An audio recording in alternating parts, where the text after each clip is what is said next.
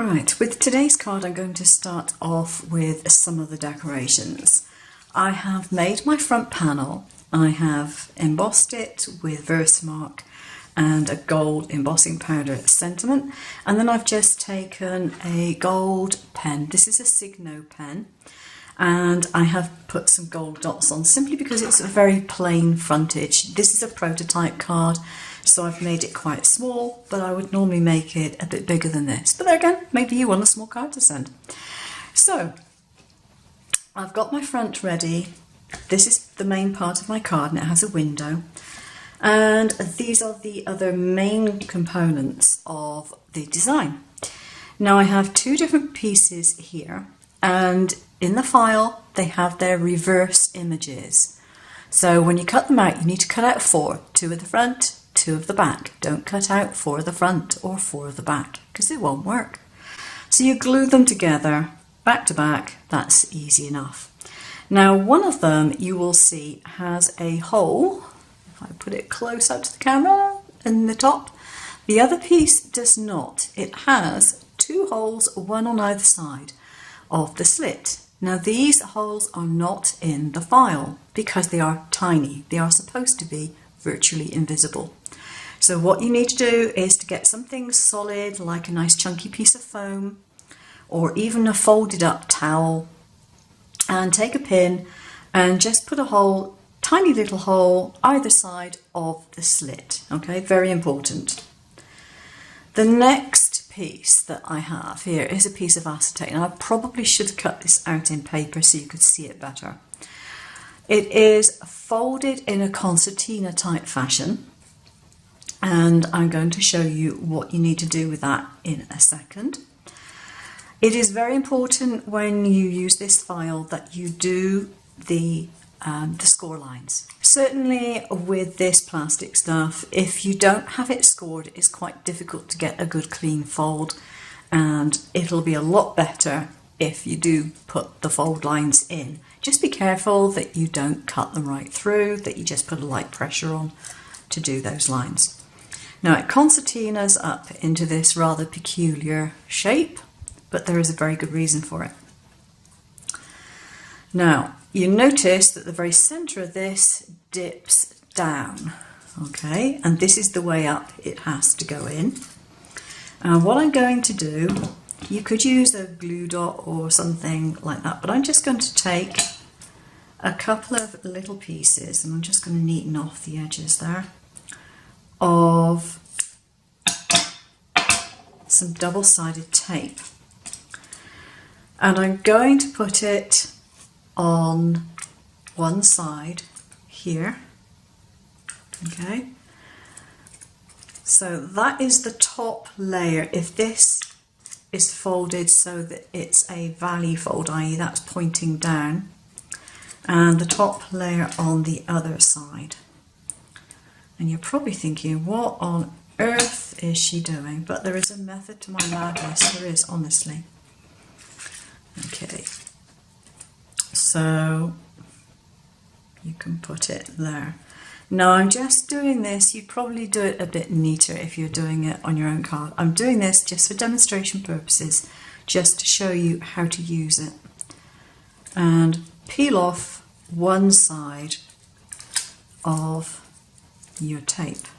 Now you want to open your card up, and where your window is, in line, if I get my pen, in line with this inner edge here, more or less, it doesn't have to be exact, but more or less, and making it so that it is well out of the way of the actual window and folds up and is invisible.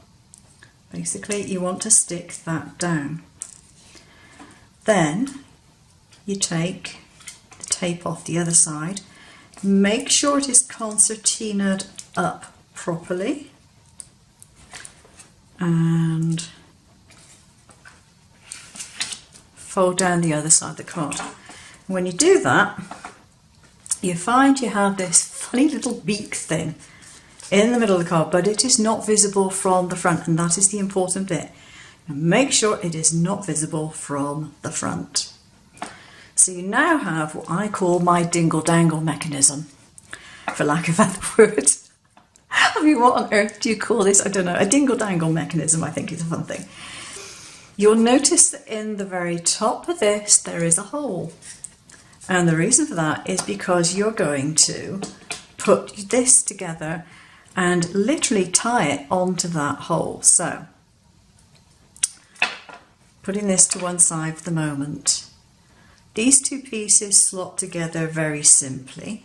A lot easier if I didn't have my glasses on so I could see what I was doing. Okay, there we are. And you'll find that you get that. Now, if you were to just hold it like so, you'd find it would come apart, which is not very clever. So what I have, and I'm going to use gold thread here so you stand some chance of seeing it, because normally I would use my invisible thread like that. You want to go through one of the tiny little holes that you've made at the top, and then you want to go through the middle hole, which is the bigger one, and then you want to go through the other tiny one. Okay, and you can pull the thread through and you can tie it in a knot near the end of your thread.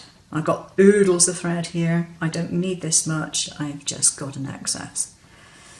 And so you just tie it up so that these two pieces aren't going to come apart any longer. They're going to stay nicely joined. Now you can either keep both threads if you wish, or you can chop off the end if you like. Take that and cut it off. Now I'm still keeping this attached to my needle. I'm going to pull it a little bit shorter. And what you need to do is to thread it through the hole in the acetate, like so. And then you pull it through. And I've just got some tacky glue here, which doesn't make card wet, thankfully.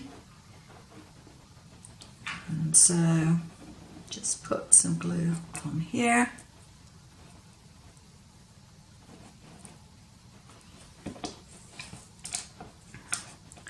It has a slight offset to the front panel.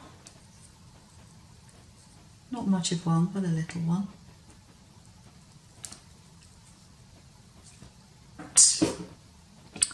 And then I'm thinking I will put a little bow up there. So I want to make sure these are not too long. Trim these off quite short.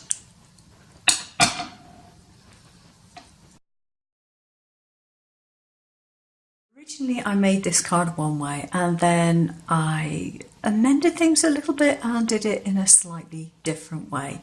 So this video might be a little disjointed because I didn't really want to film the entire thing again. Now, the first version I did was this, and if you look carefully, if I show you, there is no loop at the top of the ornament. I made some holes in the top of the ornament in order to put some thread through it to tie through a tiny little hole which is in here. Okay. Now I did this one and I was quite happy with it, but I thought it might be fiddly for some people to make. So the first thing I wanted to do was adjust the ornament. You can see that I've added a loop.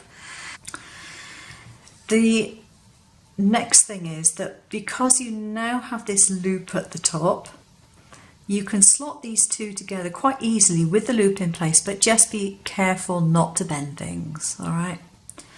Now the other amendment I made with the second version of this card is I made this piece with a basic extension of the acetate to hold the ornament, so that it literally has an acetate string. You put the string through the loop, bend it back at the height that you want it, and then glue it. I used hot glue and then trimmed off the rest of the hot glue around it.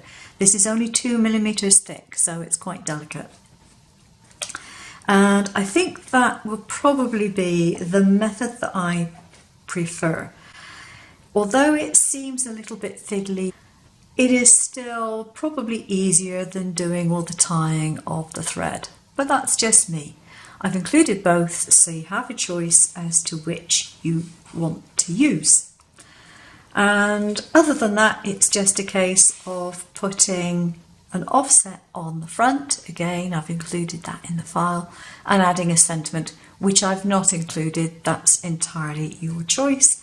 And I've added bows on both of them, which obviously you have to make yourself. But there we go, 2 ways of doing a very similar type of card.